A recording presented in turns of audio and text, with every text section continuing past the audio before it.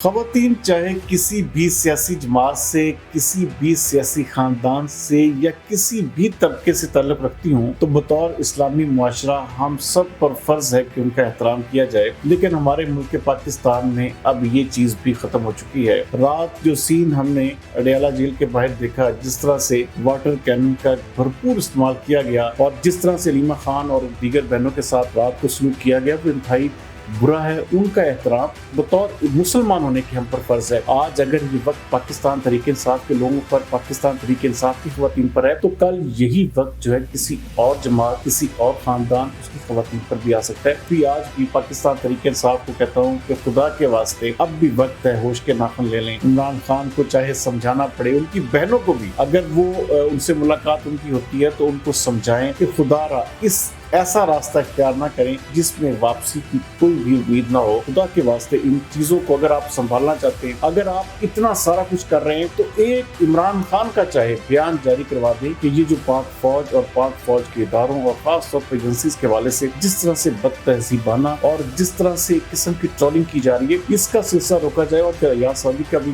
वाज़ेह तौर पर बयान था कि मैं मुज़ाकरात के लिए 4 कदम आगे बढ़ता हूं, तो एक ट्वीट जो है मुझे 400 कदम पीछे ले जाता है। ख़वातीन चाहे किसी भी सियासी जमात से, किसी भी सियासी ख़ानदान से या किसी भी तबके से ताल्लुक़ रखती हूँ,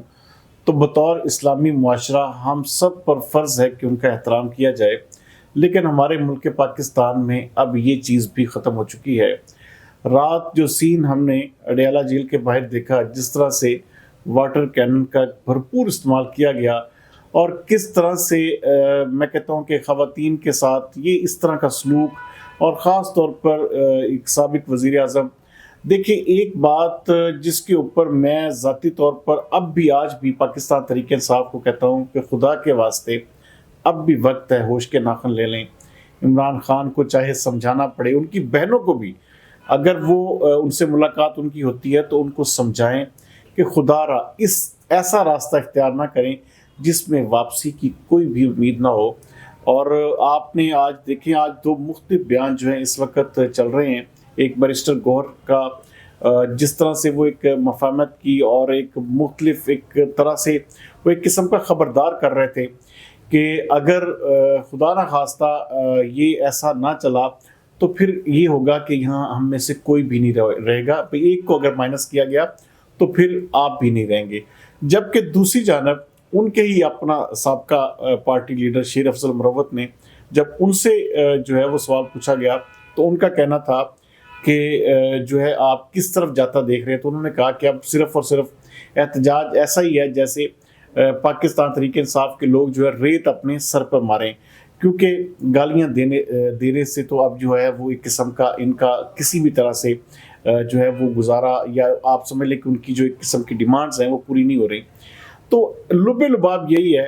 कि जब पाकिस्तान तहरीक इंसाफ अपने अंदर ये ख़ास तौर पर जिस तरह से कोई भी आप देखें, पाक फ़ौज की बात आती है, पाक फ़ौज के इदारे की बात आती है, किसी भी एजेंसी की बात आती है, तो ये तमाम के तमाम जो पाकिस्तान तहरीक इंसाफ का सोशल मीडिया है, ये मुसलसल उसकी जो एक किस्म की ट्रोलिंग में लग जाता है। और ये इस वक्त सबसे बड़ा मसला जो है हमारे मुल्क पाकिस्तान में, वो यही है कि इसको किस तरह से लगाम दी जाए, किस तरह से इस सब को जो है बेहतर तरीके से जो है टैकल किया जाए। मैं एक चीज़ ज़रूर कहूँगा कि यहाँ पर पाकिस्तान तहरीक इंसाफ के तमाम इस वक्त जो बाहर जितने भी लोग उनके मौजूद हैं, उनको ख़ास तौर पर अपनी जो सोशल मीडिया इसके ऊपर जो है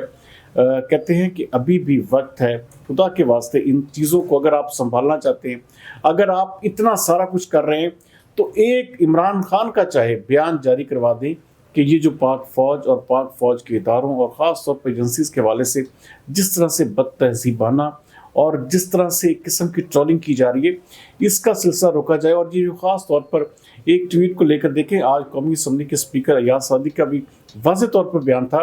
कि मैं मुज़ाकरात के लिए 4 कदम आगे बढ़ता हूँ, तो एक ट्वीट जो है मुझे 400 कदम पीछे ले जाता है।